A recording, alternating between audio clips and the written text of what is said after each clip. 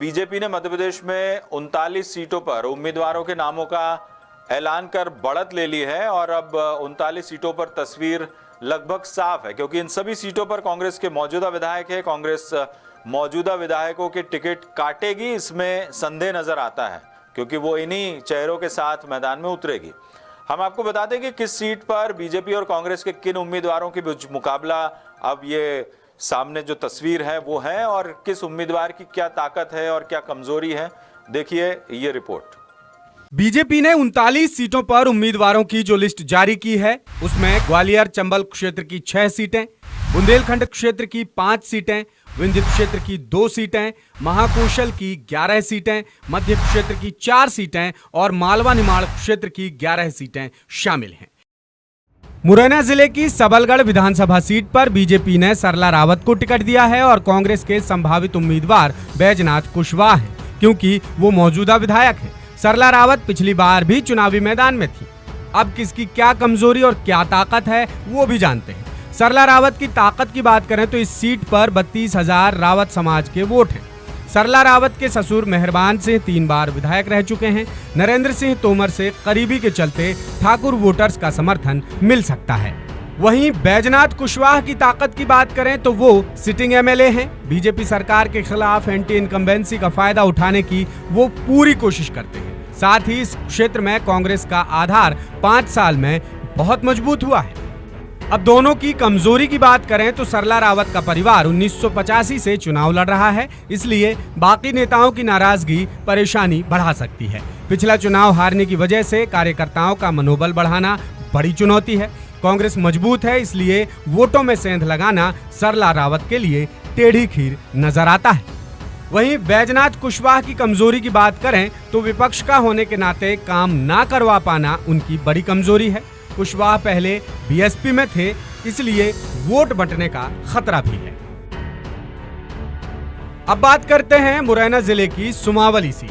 तो बीजेपी ने एदल सिंह कंसाना को टिकट दिया है, जो 2018 में कांग्रेस के टिकट पर चुनाव जीते थे और बाद में बीजेपी में शामिल हो गए। अब सुमावली से मौजूदा विधायक अजब सिंह कुशवाहा हैं, जो कांग्रेस की तरफ से संभावित दावेदार हैं।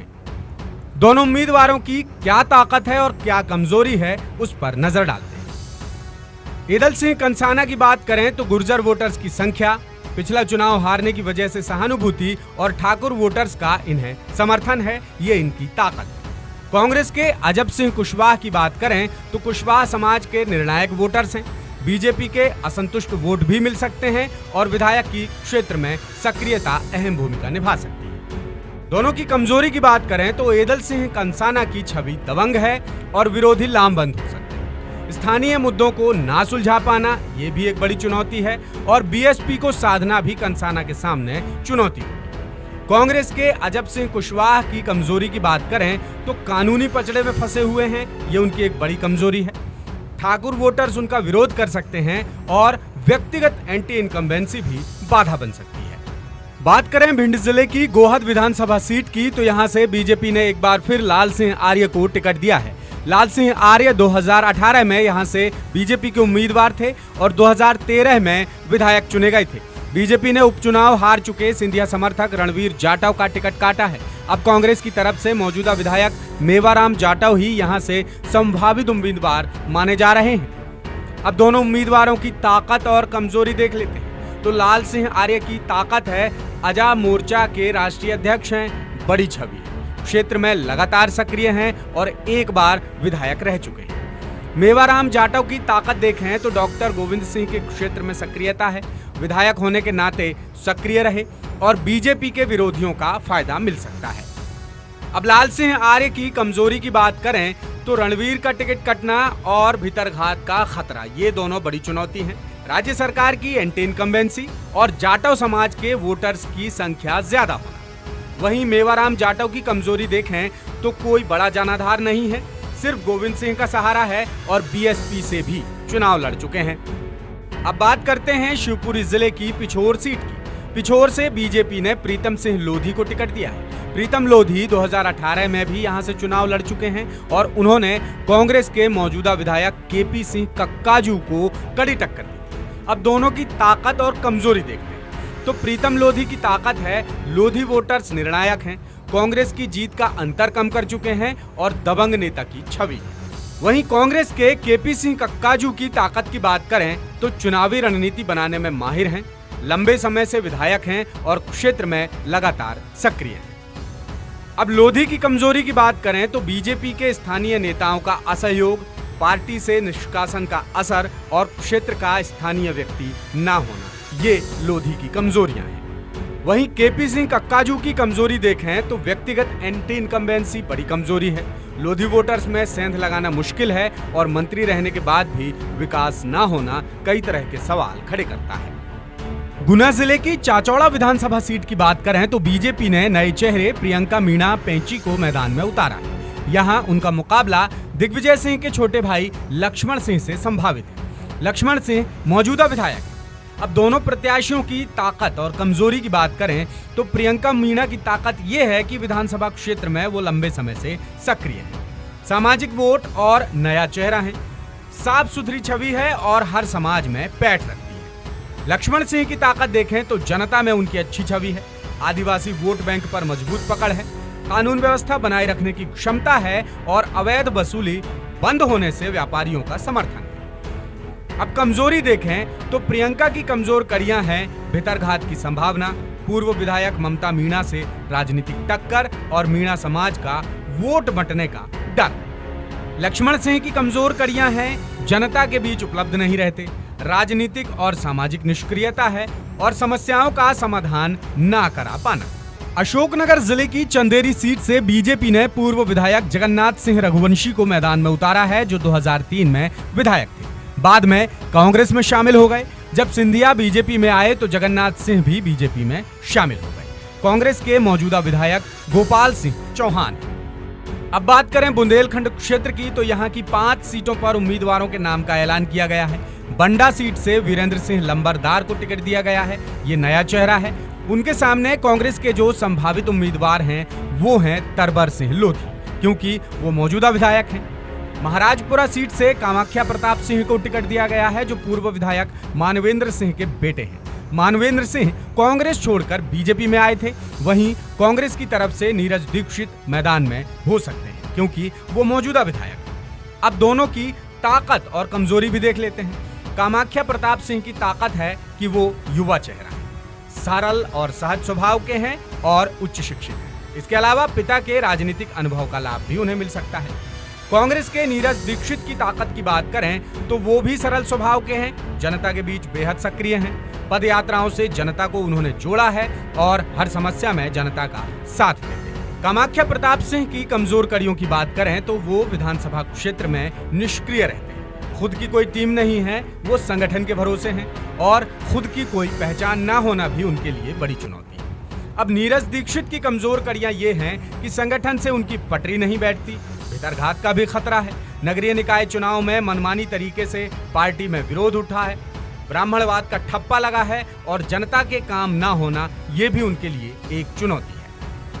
छतरपुर सीट से बीजेपी ने एक बार फिर ललिता यादव पर भरोसा जताया है। पिछली बार ललिता यादव को मलेहरा से टिकट दिया गया था, लेकिन वो यहां से भी हार गईं।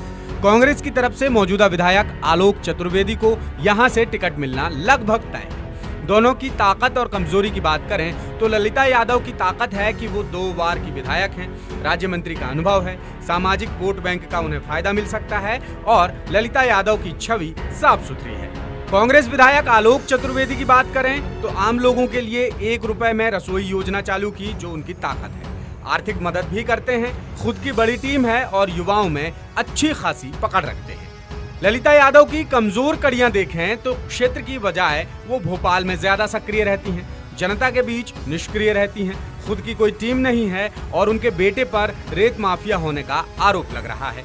आलोक चतुर्वेदी की कमजोरी की बात करें तो जिला संगठन से पटरी ना बैठना, विवादित छवि होना और रेत माफिया के साथ गठजोड़ के आरोप लगना। महाकौशल की बात करें तो यहाँ 11 सीटों पर उम्मीदवारों के नामों का ऐलान हुआ है। इनमें से कुछ सीटों के उम्मीदवारों की ताकत और कमजोरी देखते हैं। जबलपुर पूर्व से अंचल सोनकर को टिकट दिया गया है। वो पिछला चुनाव हार गए थे और यहाँ से कांग्रेस के लखन घनघोरिया विधायक हैं, उन्हें टिकट मिलना लगभग तय है। अब दोनों की ताकत और कमजोरी देखें तो अंचल सोनकर की ताकत ये है कि वो 3 बार के विधायक हैं, अनुसूचित जाति वर्ग का बड़ा चेहरा है और कार्यकर्ताओं की टीम साथ लेकर चलते हैं, लोगों के बीच सक्रिय रहते हैं। कांग्रेस के विधायक लखन घनघोरिया की ताकत देखें तो उनके पास कार्यकर्ताओं की बड़ी टीम है, लगातार संपर्क करते रहते हैं और लोगों की मदद में हमेशा आगे रहते हैं। सोनकर की कमजोरियां देखें तो बड़ी सर्जरी के कारण क्षेत्र में संपर्क कम है, भितरघात का खतरा है और ठसकदार छवि के लिए जाने जाते हैं। वहीं लखन घनघोरिया की कमजोर कड़ियां हैं, बागी खड़े होने से मुश्किलें पैदा हो सकती हैं। सोनकर समाज के वोट बैंक में कम स्वीकार्यता है और इनके भाई की छवि विवादित, जिसका इन्हें नुकसान हो सकता है। महाकौशल की दूसरी सीट है बालाघाट जिले की लांची। यहाँ बीजेपी ने राजकुमार कर्राय को टिकट दिया है, जो बीजेपी से बगावत कर आम आदमी पार्टी में शामिल हो गए थे। यहाँ से मौजूदा विधायक हैं हिना कांवरे और उन्हें कांग्रेस की तरफ से टिकट मिलना लगभग तय है। दोनों की ताकत और कमजोरी देखें तो राजकुमार कर्राय की ताकत ये है कि वो पार्टी का युवा चेहरा है, युवाओं के बीच अच्छी पैठ रखते हैं और क्षेत्र में लंबे समय से सक्रिय है। हिना कांवरे की ताकत देखें तो लगातार 2 बार की विधायक हैं, क्षेत्र की समस्याओं के लिए लड़ने में आगे रहती हैं, युवा हैं और पढ़ा लिखा महिला चेहरा है। राजकुमार कर्राय की कमजोर कड़ियां देखें तो भितरघात का खतरा है, स्थानीय नेताओं की टिकट कटने से नाराजगी है और सामने कांग्रेस के मजबूत चेहरे से टक्कर है। हिना कांवरे की कमजोरी देखें तो उनके सामने बीजेपी का युवा और मजबूत चेहरा है, स्थानीय एंटी इनकम्बेंसी का खतरा है और स्थानीय स्तर पर गुटबाजी है। अब बात करते हैं मध्य क्षेत्र की, तो मध्य से बीजेपी ने 4 सीटों पर उम्मीदवारों का ऐलान किया है, जिनमें भोपाल की 2 सीटें हैं और बैतूल की 2 सीटें। मुल्ताई सीट से चंद्रशेखर देशमुख को टिकट दिया गया है, जो एक बार के विधायक रह चुके हैं और सुखदेव पानसे को हरा चुके हैं। कांग्रेस की तरफ से सुखदेव पानसे ही मैदान में हो सकते हैं। चंद्रशेखर देशमुख की ताकत है, पार्टी के आजमाए चेहरे हैं, लंबे समय से सक्रिय हैं और उन्हें संगठन का सहयोग है। सुखदेव पानसे की ताकत है, पीएचई मंत्री रहते जो काम करवाए हैं वो उनकी ताकत है, लोगों से सीधा संपर्क है और 3 बार के विधायक हैं। अब देशमुख की कमजोर कड़ी देखें तो भितरघात की आशंका है, क्षेत्र की समस्याओं को लेकर उन्हें घेरा जा सकता है, विधायक रहने के बावजूद काम नहीं कराया। पानसे की कमजोर कड़ियां देखें तो पानसे की विवादित छवि है, उन पर कई आपराधिक मामले दर्ज हैं और संगठन से उनका टकराव है। वहीं भोपाल की 2 सीटें हैं, भोपाल मध्य से ध्रुव नारायण सिंह को टिकट दिया गया है, 10 साल बाद उनकी सियासत में वापसी हो रही है और मध्य क्षेत्र से आरिफ मसूद से उनका मुकाबला संभावित है। ध्रुव नारायण सिंह की ताकत देखें तो लंबा राजनीतिक अनुभव है, बीजेपी संगठन में अच्छी पकड़ है और एक बार क्षेत्र से विधायक रह चुके हैं। आरिफ मसूद की बात करें तो मुस्लिम वर्ग में अच्छी खासी पैठ है, कार्यकर्ताओं की अच्छी टीम है और क्षेत्र में बेहतर सक्रियता है। ध्रुव नारायण की कमजोरियां देखें तो 10 साल से राजनीति में सक्रिय नहीं है, किसी पद पर भी नहीं रहे, कार्यकर्ताओं की बड़ी फौज की कमी है, व्यवहार में सामंतवाद की झलक है। आरिफ मसूद की कमजोर कड़ियां देखें तो कट्टर छवि है, हिंदू वर्ग को साधने की चुनौती है और बार बार विवादित बयान दे देते हैं। वहीं भोपाल उत्तर से आलोक शर्मा को टिकट दिया गया है, वो पहले भी यहां से चुनाव लड़ चुके हैं और कांग्रेस से आरिफ अकील के बजाय उनका मुकाबला उनके भाई या बेटे से हो सकता है। आलोक शर्मा की ताकत देखें तो उत्तर क्षेत्र में लंबे समय से सक्रिय हैं, कार्यकर्ताओं की बड़ी फौज है, राजनीति के बड़े पदों पर काम कर चुके हैं। आरिफ अकील के परिवार की बात करें तो लगातार आरिफ अकील 5 बार विधायक रह चुके हैं, मुस्लिम मतदाताओं में पैठ है, क्षेत्र के लोगों के बीच हमेशा सक्रिय रहे। आलोक शर्मा की कमजोर कड़ियां देखें तो कट्टर हिंदूवादी छवि है, मुस्लिम मतदाताओं की संख्या निर्णायक हो सकती है, बीजेपी यहां से लगातार हारती रही है। अकील की कमजोर कड़ियां देखें तो बढ़ती उम्र और बीमारी, हिंदू मतदाताओं से दूरी और परिवार में और कोई दमदार दावेदार का ना होना। अब मालवा निमाड़ की बात करें तो यहाँ भी 11 सीटों पर उम्मीदवारों के नामों का ऐलान किया गया है। इनमें से सोनकच्छ सीट की बात करें तो यहाँ से बीजेपी ने राजेश सोनकर को टिकट दिया है और उनके सामने होंगे सज्जन सिंह वर्मा। राऊ सीट की बात करें तो राऊ सीट से बीजेपी ने मधु वर्मा को टिकट दिया है, जिनका मुकाबला जीतू पटवारी से होगा।